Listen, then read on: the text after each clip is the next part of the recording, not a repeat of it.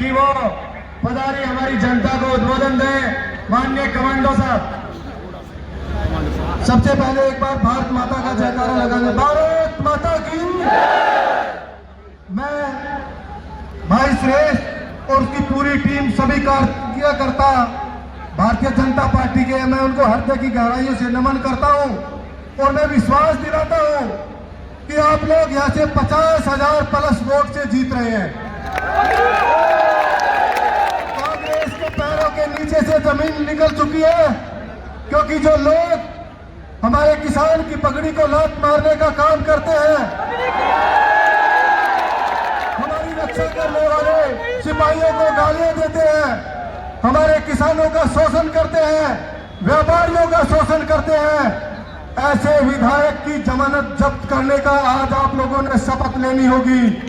और राजस्थान के अंदर भाई सुरेश धाकड़ को यहां से हम विधायक बनाकर भेजेंगे और राजस्थान की सरकार के अंदर मुख्यमंत्री बनाने का काम सीपी जोशी जी और हम लोग करेंगे। अब की बार आपके क्षेत्र के अंदर हर किसान को बिजली का इंतजार करने की आवश्यकता नहीं होगी, किसी व्यापारी को भय नहीं होगा। और दूसरा, जो बहन बेटियों की और जिस तरीके से शोषण किया है कांग्रेस की सरकार ने, उसका बदला लेने का अभी समय है।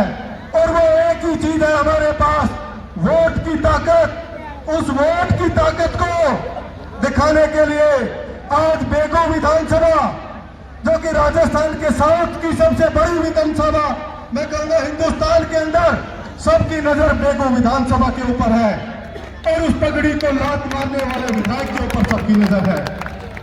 जिस तरीके से किसान की पगड़ी को लात मारा, उसी प्रकार से आप लोगों ने वोट की ताकत से उसको लात मार के दिल्ली फेंक देने का काम करना है। और हम लोग, मैं सभी कार्यकर्ताओं को विश्वास दिलाता हूं, मैं भारतीय सेना का सिपाही रहा हूं, कारगिल युद्ध लड़ा मैंने, 26/11 की जो लड़ाई थी किसने देखी थी, उसमें पहला कमांडो हेलीकॉप्टर से उतरने वाला यही कमांडो सुरेंद्र सिंह है।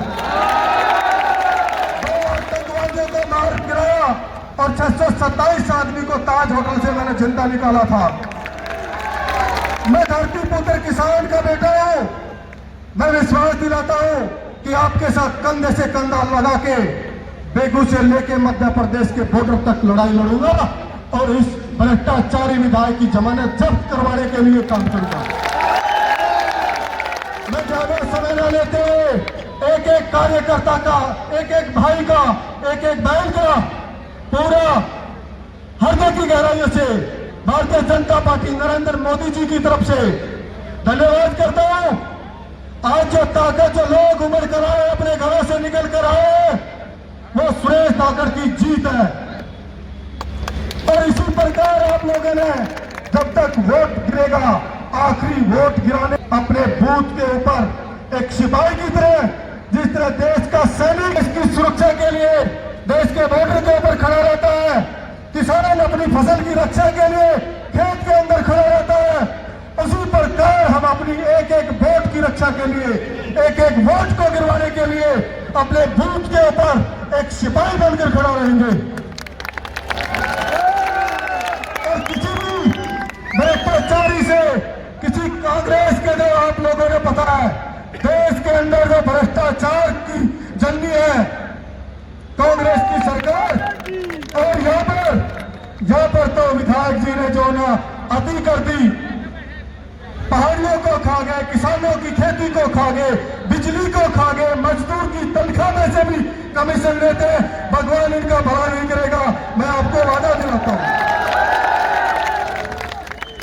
और आने वाले समय के अंदर मुझे लगता है चुनाव से पहले यहां से दिल्ली में प्रस्थान कर जाए, क्योंकि कांग्रेस का एक एक कार्यकर्ता गया हुआ है, कोई उसके साथ नहीं है। चाहे वो गुर्जर बिरादरी की हो, चाहे वो धाकड़ बिरादरी की हो, चाहे राजपूत बिरादरी की बात हो, जाट की बात हो, अगड़े की हो, पिछड़े की हो, सुरेश धाकड़ भाई हर गरीब के साथ, हर पिछड़े के साथ कंधे से कंधा मिलाकर खड़े रहते हैं। इससे अच्छा आदमी दूसरा कोई कैंडिडेट राजस्थान में हो नहीं सकता।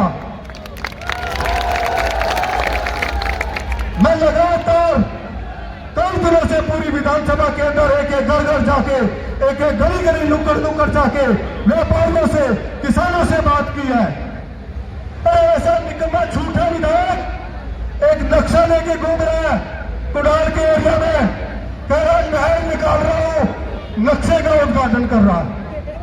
पूरी सत्ता में रहने के लिए आपने नहर नहीं निकाली, अब तो कागज के ऊपर नहर निकाल के किसानों को बरकराने की बात कर रहा है।